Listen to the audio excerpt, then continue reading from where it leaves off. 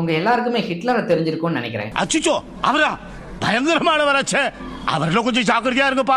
ஒரு நாள் அவரோட அமைச்சரவைக்கு ஒரு கோழிய கழுத்தை இருக்க புடிச்சிட்டு தூக்கிட்டு போறாரு. அவர் தன்னோட சீட்ல உட்காராம அந்த கோழியை இருக்க புடிச்சிட்டு அதோட ஒவ்வொரு ரெக்கையா பிச்சு பிச்சு எரிஞ்சுக்கிட்டு அந்த அவை ஃபுல்லா நடந்துகிட்டே இருக்காரு. இத பார்த்துட்டு அந்த அவையில இருந்த அமைச்சர்களுக்கு எல்லாம் ஒரே ஆச்சரியம். இவர் எதுக்கு இந்த கோழியை புடிச்சிட்டு வந்து இப்படி நடந்துட்டு இருக்காருன்னு. அது இல்லாம அவர் ஒரு இறகா புடுங்கும் போது அது வழியில பயங்கரமா கத்திக்கிட்டு அவர்கிட்ட இருந்து தப்பிச்சு எப்படியாவது ஓடி போயிட்டு ட்ரை பண்ணிட்டே இருக்கு. இத பார்த்துட்டு அமைச்சர்களுக்கு ரொம்ப ஆச்சரியம்.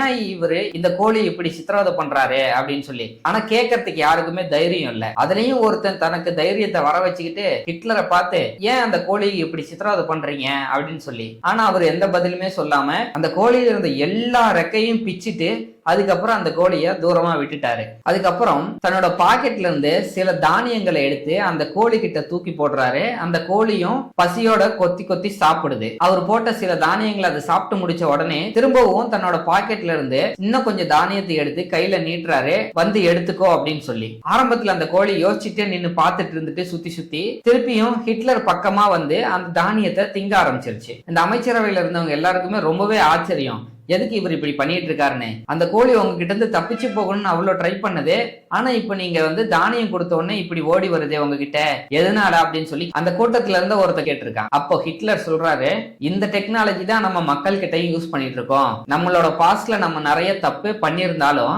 இப்போ நம்ம அவங்களுக்கு என்ன கொடுக்கறோம், அதை எப்படி கொடுக்கறோம் அப்படின்றத பொறுத்து தான் மக்கள் டிசைட் பண்ணுவாங்க இவங்களுக்கு சப்போர்ட் பண்ணலாமா வேணாமான்னு. அவங்கள எவ்வளவு சித்திரவதை பண்ணியிருந்தாலும் அவங்களுக்கு தேவையானதை நான் இலவசமா கொடுத்தேன்னா அந்த இலவசத்தை வாங்கிட்டு அவங்க என் பின்னாடியே வந்துருவாங்க. இதுதான் ஒரு ஸ்ட்ராட்டஜி. இதை வச்சுதான் உலகத்துல இருக்க எல்லா அரசியலும் இயங்கிட்டு இருக்கு அப்படின்றத சிம்பிளா சொன்னாரு. நான் யார பத்தியும் சொல்ல வரல, இது ஒரு ஹிட்லரோட ஸ்டோரி தான். இதை பார்த்துட்டு நீங்க டிசைட் பண்ணுங்க இது யாரு கூடயாவது ஒத்து போகுதான்னு. அப்புறம் நாளைக்கு பார்க்கலாம்.